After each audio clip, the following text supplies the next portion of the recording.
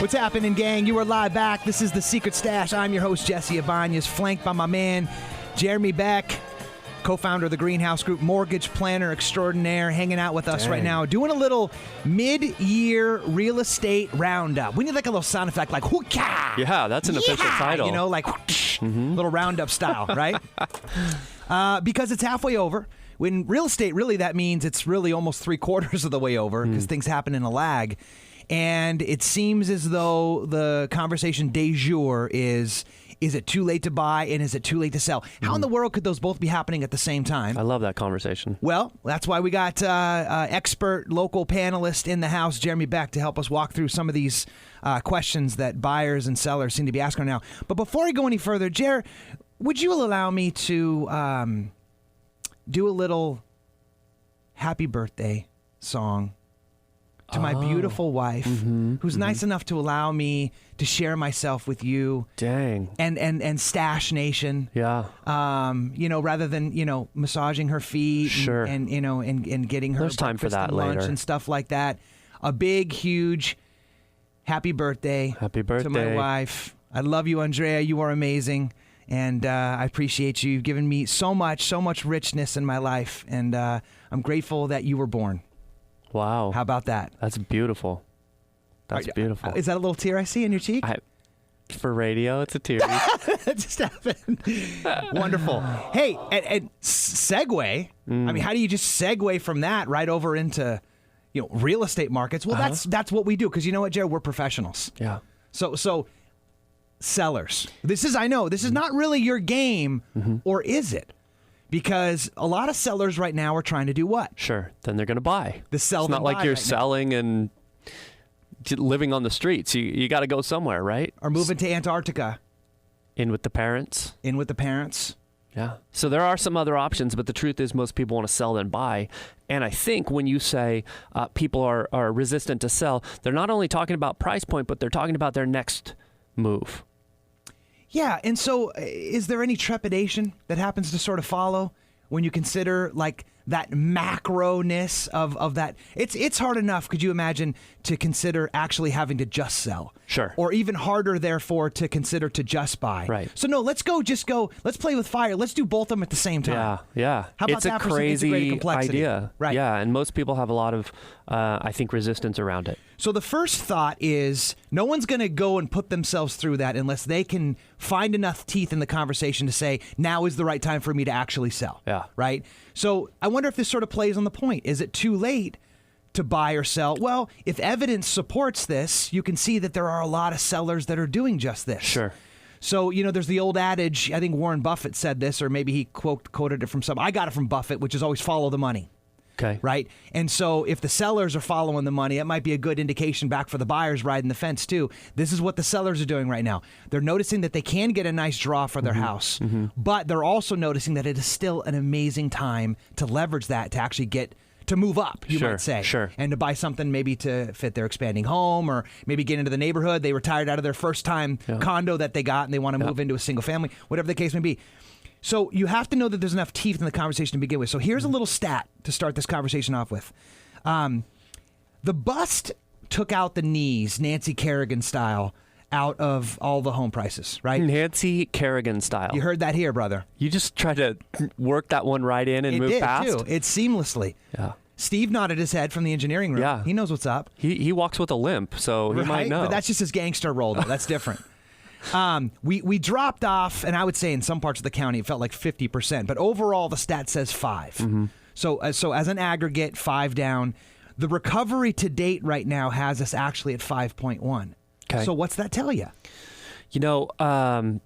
What's interesting about these stats is a lot of them are you can look at things in hindsight, right? And so you say, oh, that could have been. And so what I like to do is combine that sort of detail with projected stats. Okay. So we have some stuff from the Home Price Expectation Survey, right? Just done this year. So the mean percentage of appreciation that's expected or projected over the next couple of years, 4.3, 3.7, 3.4, 3.2. So that's all the way through 2019. And the other stat, you can boil it down, that even the most bearish the most pessimistic observations are thinking that by 2019 you're going to have an 11.8% appreciation from here. So if I'm selling and buying, even though I'm selling because I think there's a good price to be had right now, I can feel comfortable moving into a buy knowing that I'm not stepping off a cliff. Give me a shot. Yeah, there you go. Yeah. Just bask in that. That was a golf clap. Yeah, well, you Comes sunk in easy. the putt, dude. You sunk the putt. So, and this is that challenge right now. And this is why I wanted to have you in the studio to kind of talk about this, because there's not a real clear, I can just measurably say it's a buyer's market. I can just measurably say it's a seller's market. And it's not really neither either. It's kind of both. It's sort of buy localized. Would you say that it depends on your particular why? Well, I would say that would be the case across the board in any context, right? Like, same argument you could make why buying is always better than just renting. So it kind of gets cute if you maybe already have a house and maybe you want to get a little bit more into the weeds of the numbers. But those are sort of like 30,000 foot concepts that, seem to get sort of almost become trivialized, because you've heard them so much. But they still ring as true as ever. Those stats are deadly. Yep. Right. So let's get this back to the sellers now. Is it too late for the sellers? Like, did they miss that big run up? You heard me say over the last year 7.5, and the quarter was 2.0, and then over the last month it was down to 1.6. So that would leave the sellers to think, oh man, I missed the big run up. So well, not that fast. Because if you think about it, a lot of other sellers are saying, well, I need my price to come back because I bought at the peak. Right. Well, take a look at your price, because stats say you're actually 0.1% above in the recovery right now than you ever were down at the bottom of the bust. That's crazy. That's crazy. And, sometimes stats are one thing because they're not applicable because they're over the United States or they're statewide. But anecdotally, you represent sellers and buyers. So I think what you could see on the streets might represent this conversation very well for San Diego in particular. So I'm curious, when you're listing a home, what do you feel? What's that feel like? Does it feel like people are still coming at you more than you're coming at them? Well, the way that we look back again to bury this answer into stats is we look at the nature of days on market or inventory absorption rates. And in San Diego County, it's been said before. I haven't actually done this research, but I'll parrot the people who apparently have, that we need about 6 months of inventory for what they would call homeostasis. So that's the amount of buyers that are wanting to buy and the inventory of sellers for them to actually, purchase. Sure. And so we, for a long time now, have been heavily truncated from that 6 month stat. As a matter of fact, right now, our days on market is actually under 2 months. That's nuts. At last check is about 56 days. And so we're still technically in the seller's market because there seems to be more buyers than homes to sell. So again, it's buy localized because that's driving the prices right now, allowing it to behave in such a way where you're able to go throw your sign out in the yard and you got hopefully multiple offers and you're getting the price that you thought you always couldn't get again because maybe you bought at the peak, all that good stuff. Yeah. But as a buyer, with the rates being as low as they are and the fact that moving forward, it looks like there's still going to be some marginalized appreciation between here and 2019. You mentioned 11%? Yeah. You're saying at the lowest estimates? Yeah, that was the weak estimate. The highest estimate was 26%. Right. So it's one of those weird little scenarios where both seem to be true at the exact same time. Yeah. So again, for the seller, most sellers right now are trying to entertain the option of selling than buying. Okay? Now, we go back to that point you made a second ago. This is incredibly challenging. It's hard enough just to do one of them independently. Imagine squeezing both of them. And then you, by the way, still have your job. Okay. And then you still have to think about moving at least once, if not twice. You got kids you might have to take care of and all this stuff. And so all of that integrated complexity will probably give the average person a nervous breakdown. So there are a couple different strategies we can use to help mitigate or offset that stress to make it a little bit more manageable. And one of the things that we've been doing is a pretty aggressive sell then buy arrangement of dates and contract status to be able to enable the person who's trying to sell to still get top dollar for their home and then still have enough time to actually find something else and only have to move once. We're doing that with 2 or 3 clients right now. We're doing that with 2 or 3 clients right now.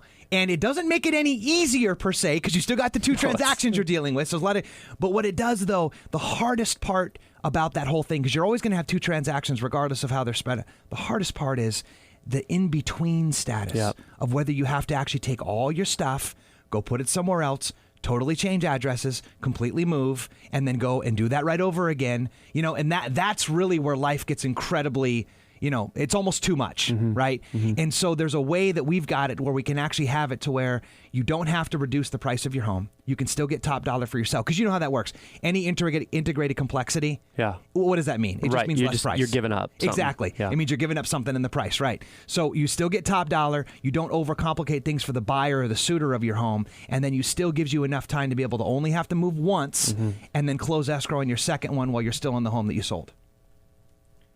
Good. Boom. Great point. I don't want to dilute it by noting that you said the suitor of your home. That's interesting. Yeah, it's very fancy. We try to keep it a little bit highbrow here, Jer. I know sometimes we have to slum it and get guys like you in. Yeah. For the most part, if you could kind of up your game on the vernacular a little bit, I think we'd all appreciate it. How many suitors were at the open house? So anything else on that sell then buy? Absolutely. Or did sellers miss the boat front? My side.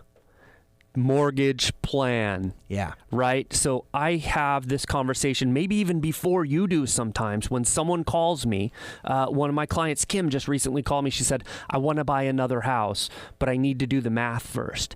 And we got in the conversation. We boiled it down. I said, okay, if you keep your home, here's what you can afford. If you sell your home, here's what you can afford. And with that knowledge, she was able to make a decision based on the real facts of the qualification, because that's one of the critical components buried inside what you said about the strategies that we use.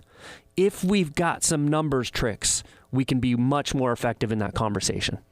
So give me some teeth on that. I mean, I don't want, obviously these are incredibly long, drawn out, extrapolated conversations, but maybe just a little morsel to leave someone better than how you found them. So strategies and the way we're presenting it to the lender, if you're keeping your home as a rental, there's a potential there for being able to use the potential rental income even before you actually get a rent check. So you can go and afford more home on the other side, on the buy side. That's nice, because that means the lenders are liberating ever so slightly from that super tight rein they had right after the bust, right? Yep. And you know what I find is people who've been in their home a long time, they've got a nice equity position, they're making a substantial more than they were when they bought that home. Sometimes they can just plain afford both homes and they don't even know it. Most people do not assume that. Well, if there's anything right now that I don't want to assume, it's that there's a one-size-fits-all for this whole conversation in general, but then specifically the concept of a mortgage plan. And that's what I'd like to humbly submit. You do better than anybody who I know. Thanks, who does what you do. And I would highly encourage you, if you're in this spot right now, you actually, when I say this spot, that could mean really any of spots. Either you're a renter, thinking about maybe right now being the time where you put your name on something and start growing your wealth. And by the way, we're going to talk about that in the next segment. The opportunity cost of not buying. Big deal. And then the separation of wealth, by the way. You're not going to want to miss that, by the way. We'll do that right after the break. And then if you're a a seller who's thinking about maybe buying, right? And that's a huge one for you. Or there's still room for refinance. Even though the rates are kind of up a little bit, if you look historically, we're still at the craziest of the bottoms. What is it like? Oh, it's up to 4.25 right now or something. And so there's a lot of opportunity with that expansion of money that's available, and lenders are starting to loosen up their reins, their purse straps a little bit, and get a little bit more creative for folks to be able to finally refinance. There's still investors grabbing properties too. Investors are grabbing properties at an alarming rate, which is weird because you would not expect it. You would not expect it, and it goes back to that point of follow the money right now. If you have all cash and you're still actually investing in the real estate market, interesting.